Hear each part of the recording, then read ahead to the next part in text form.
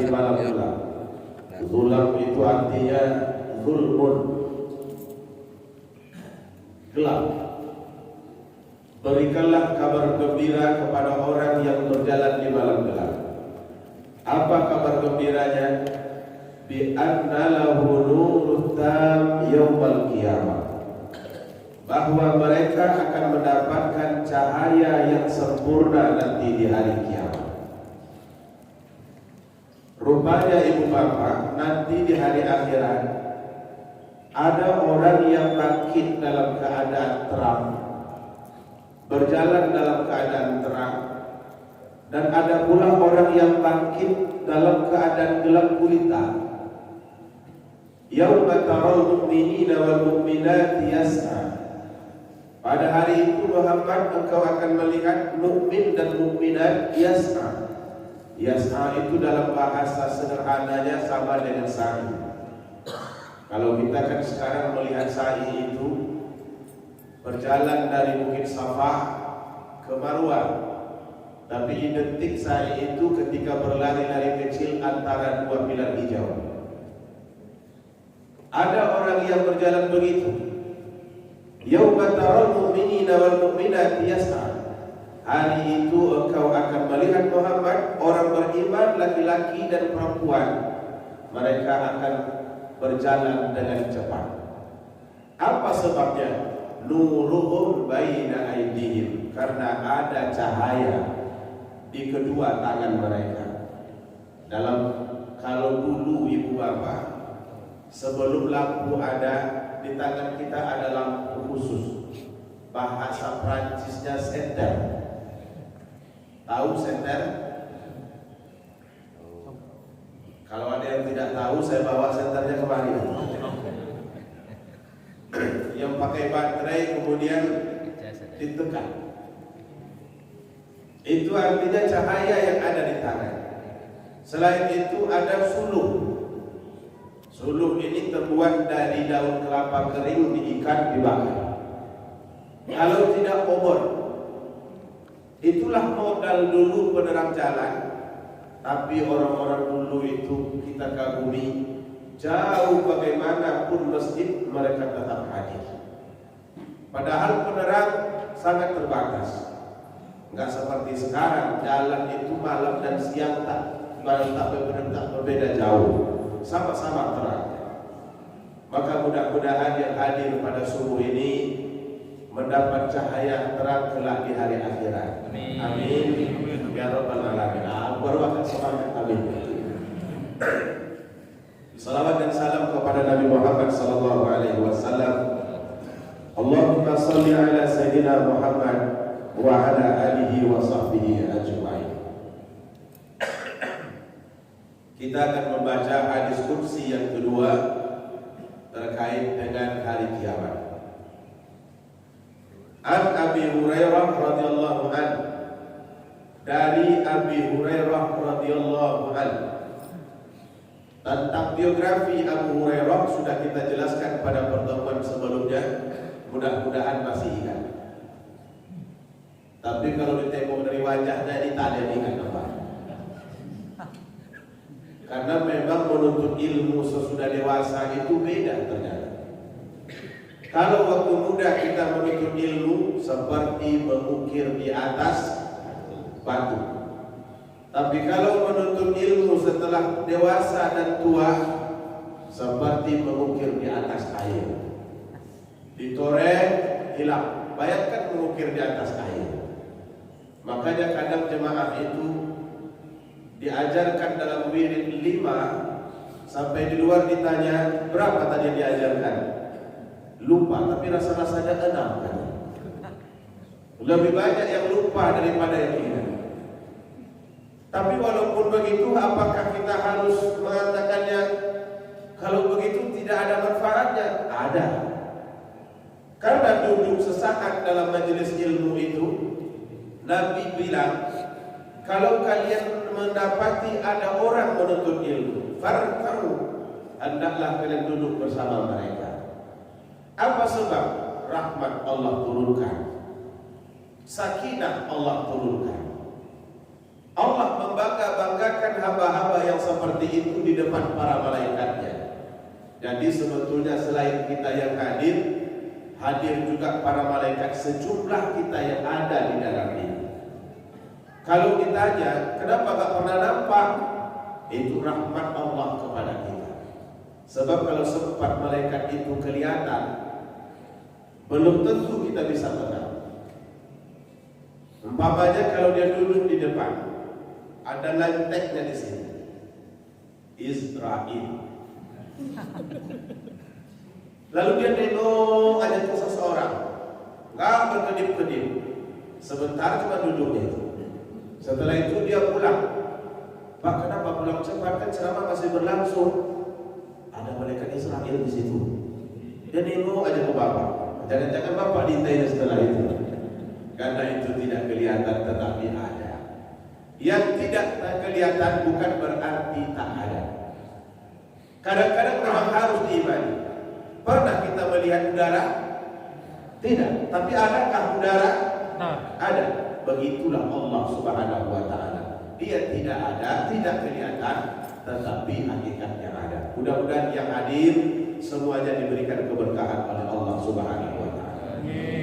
Walaupun ilmunya lupa, tidak ada masalah. Karena kita dapat barokah, dapat rahmat, dan kemudian Allah mudahkan jalan kita masuk ke dalam surga. InsyaAllah yang hadir ini semuanya masuk surga. Ada orang bertanya, apa hubungan menuntut ilmu itu dengan masuk surga? Ada. Surga itu tempat. Untuk masuk ke dalam itu perlu pengetahuan. Yang menyebabkan kita masuk ke sana itu apa? Yang membuat kita tak jadi masuk apa? Itu semuanya pengetahuan. Maka tak bisa orang masuk kalau dia tidak tahu benda itu. Karena lazimnya ibu bapak jangankan surga, alam yang itu pun untuk masuk pakai ilmu itu mesti bayar tiket. Berapa tiket lama yang terakhir? Biasanya orang kalau dekat-dekat dengan tempat itu dia tak pernah datang. Orang jauh yang datang. Saya dulu masuk terakhir kali 8.000, mungkin tahun 1998 boleh jadi. Padahal yang kita cari di situ apa? Cuma inti-inti yang didayung, begitu duduk basah celana dibuat.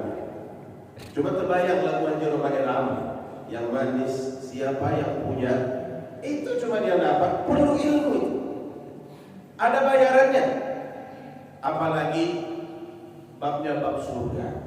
Karena itu semakin banyak kita mendengar cara, maka semakin mudah dalam kita masuk ke dalam surga. Biografi Abu Hurairah sudah kita jelaskan sebelumnya. Ada Nabi sallallahu alaihi wasallam. Dari Nabi sallallahu alaihi wasallam.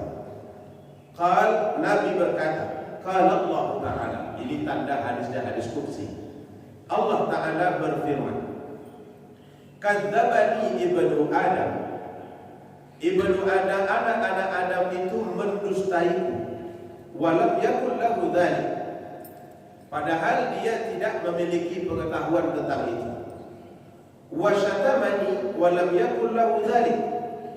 Dan dia mengejekku, melecehkanku, padahal dia juga tidak ada pengetahuan tentang itu. Amma kata Allah Subhanahu wa ta'ala takdzibuhu iyaya. Adapun bentuk kedustaan yang dikatakan anak Adam terhadapku, mereka mengatakan la yu'idani kama bada'ani. Kami ini tidak akan dibangkitkan sebagaimana kami dulu diciptakan. Wa laisa al-awwal khalqi bi ahwan alayya min i'adati. Padahal kata Allah, tidaklah menciptakan makhluk dari awal lebih berat bagiku daripada menciptakannya kembali untuk kedua kali. Artinya mengulang penciptaan makhluk tidak akan lebih berat daripada membuatnya pertama kali. Kita baca saja dulu. Wa amma syatamahu iyaya. Adapun bentuk pengejekan dan penghinaannya kepadaku, dia mengatakan, apa katanya? Ittakhadallahu waladan. Allah itu punya anak. wa anal ahadus samad, sementara aku ini hanyalah esa, lam alid wa lam ulad, tidak punya anak dan tidak pula diberanakkan, wa lam yakul lahu, apa sambungnya? Wa lam yakul lahu, alhamdulillah hafal semuanya karena berada di dalam surah Al-Ikhlas. Rawahul Bukhari. Ibu bapak hadirin yang dirahmati Allah Subhanahu wa taala. Dalam hadis kursi ini Allah menjelaskan dua tuduhan yang pernah dan masih dilakukan oleh manusia. Kenapa kita katakan tuduhan? Sebab kalimat-kalimat yang diucapkan oleh manusia itu tidak sama seperti realita yang dimiliki oleh Allah. Karena itu tuduhan ini dikecam oleh Allah melalui ayat kursi, hadis kursi ini, agar kita bisa mengambil pelajaran daripadanya. Pertama, kata Allah, kadzabani, dusta anak Adam itu kalau dia mengatakan bahwa aku adalah la yu'idani kama bada'ani, kami ini nanti setelah mati tidak akan pernah dibangkitkan kembali. Itu dusta. Dusta itu biasanya mengucapkan sesuatu tidak sesuai fakta. Kalau saya mengatakan saya ini sebetulnya ibu bapak keturunan Nabi, maka saya dusta. Sebab saya bukan keturunan Nabi. Tapi kalau Nabi Adam, iya. Kalau ada manusia yang mengatakan bahwa Allah tidak akan membangkitkan kita kembali, tidak akan menghidupkan kita kembali, itu dusta. Kata Allah Subhanahu wa taala seperti itu. Karena hakikatnya tidak ada manusia, makhluk yang hidup kecuali semuanya akan dibangkitkan kembali. Ucapan tadi itu ucapan orang kafir. Karena orang kafir itu yakin hidup manusia cuma ada di dunia ini saja. Apa kata mereka? In hiya illa hayatuna dunya wa ma nahnu bimab'utsin. Hidup kita ini cuma dunia saja dan kami tidak akan dibangkitkan kembali setelah kami mati nanti. Itu ucapan orang kafir. Jadi kalau orang kafir itu santai di dunia, wajar, karena dia tidak percaya nanti akan dibangkitkan kembali setelah mati. Hanya Allah Subhanahu wa taala menolak. Itu bohong. Karena pada hakikatnya semua manusia nanti akan dibangkitkan kembali. Orang kafir itu juga bertanya dalam ayat surah Yasin, may yuhyil idhama wa hiya ramim. Qala may yuhyil idhama wa hiya ramim. Mereka bertanya, siapa yang membangkitkan tulang belulang yang sudah rapuh, yang sudah hancur ini? Jadi kafir itu kadang muncul karena terlalu banyak menggunakan logika. Kalau banyak menggunakan logika, sulit nyambung dengan sesuatu yang tak kelihatan. Maka semua yang kelihatan itu baru bisa diyakini kalau dihubungkan dengan hati. Tapi kalau pakai logika, tak masuk. Bayangkan saja ketika Nabi berkata, saya baru saja pulang dari Isra dan Mi'raj. Isra itu berjalan dari Mekah ke Palestina, Mi'raj dari Palestina ke Sidratil Muntaha. Sidratil Muntaha itu batas tertinggi dari alam ini. Waktunya cuma lebih kurang 3 jam. Maka ketika itu manusia diuji. Ada yang memandangnya dengan iman, ada pula yang mengukurnya dengan logika, dengan akal. Yang mengukurnya dengan logika berpikir, pakai apa Muhammad pergi ya? Nggak mungkin rasanya. Kami sering pergi ke Palestina, tapi 1 bulan pergi, 1 bulan pulang. Tambah lagi naik ke atas langit. Engkau bilang cuma 3 jam. Engkau pakai apa? Karena belum ada ketika itu kapal terbang Air Asia, lain-lain sebagainya macam sekarang. Karena itu mereka ingkar, kufur, tak mau beriman. Sebab mereka selalu mengukurnya dengan akal. Tuhan ini tak semuanya bisa diukur dengan akal. Bapak Ibu percaya bahwa kiamat itu ada? Percaya. Itu kan ukurannya ukuran hati. Kalau logikanya ada.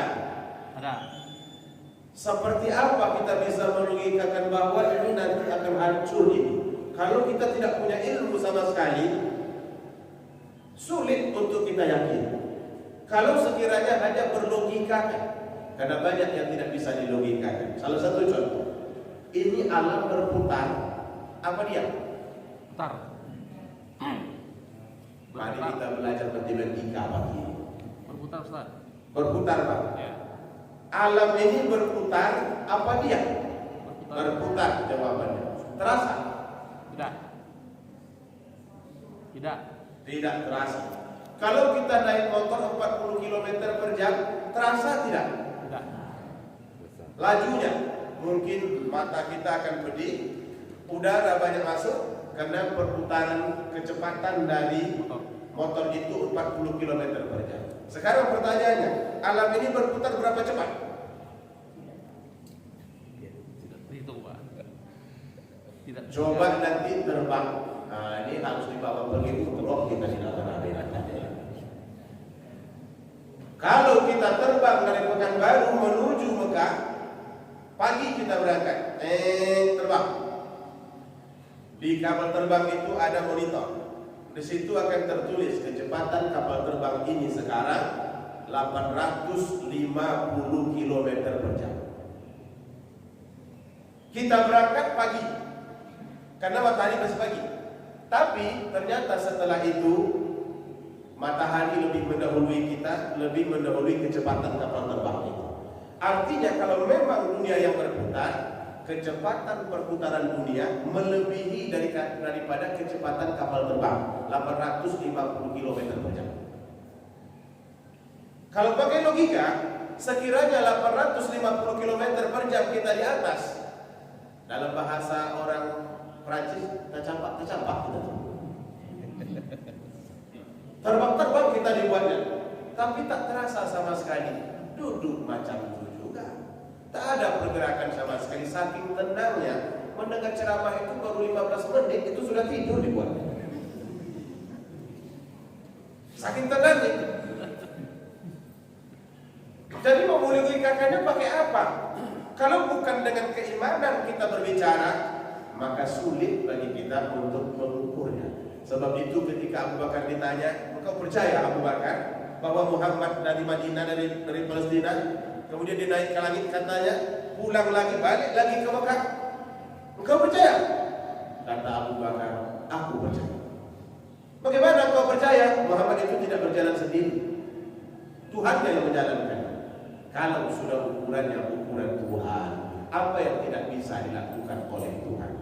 Innama amruhu idza arada syai'an ay yaqula lahu kun fayakun. Allah bila ingin melakukan sesuatu, dia tak perlu proses panjang, cukup dengan menggunakan kata-kata kun, jadi, maka jadilah dia. Dulu kata-kata kun fayakun itu tak pernah begitu dikenali, tapi setelah Ustaz Danu masuk televisi, banyak orang yang tahu makna kun fayakun. Siapa Ustaz Danu itu? Yang mengobati orang yang masuk jin. Hai para jin yang berada di dalam tubuh Mira, keluarlah kun fayakun. Sejak itu banyak orang tahu kun fayakun itu, karena dia nampak katanya jin. Di belakang-belakang ada warna putih, ada warna hitam, ada warna pink. Kalau pink itu berarti telekung. Jadi kata Allah Subhanahu wa taala menjawab, kalau orang kafir itu bertanya siapa yang menghidupkan tulang belulang yang sudah mati, qul yuhyihal ladzi ansha'aha awwala marrah. Katakan kepada mereka Muhammad, yang akan menghidupkan tulang belulang yang sudah mati itu orang yang menciptakan manusia itu dulu pertama kali.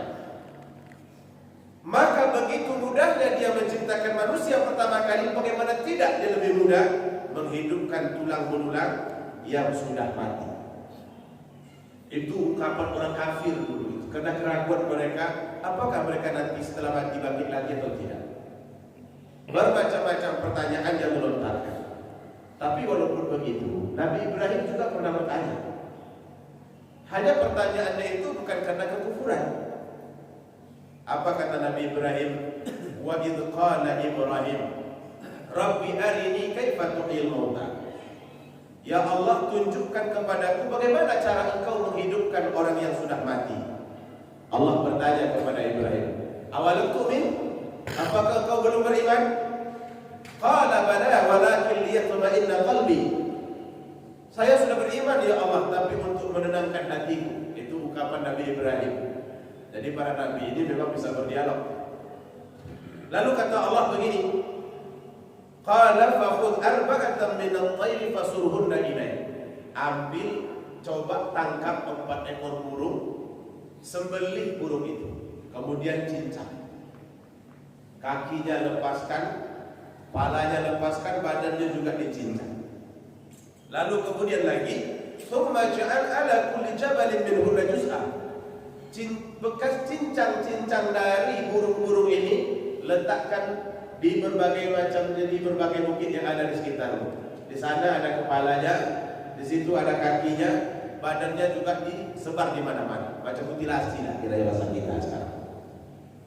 Sumadahunna yatinaka sa'ya. Dan setelah itu engkau panggil burung-burung yang sudah dicincang itu. Niscaya ia akan datang kepadamu dalam keadaan sa'ya, terbang cepat. Maka dipraktekkan oleh Nabi Ibrahim. Begitu dipanggil, cuma nggak disebut pula panggil burung namanya apa. Kan kadang-kadang burung itu dipanggil dengan namanya.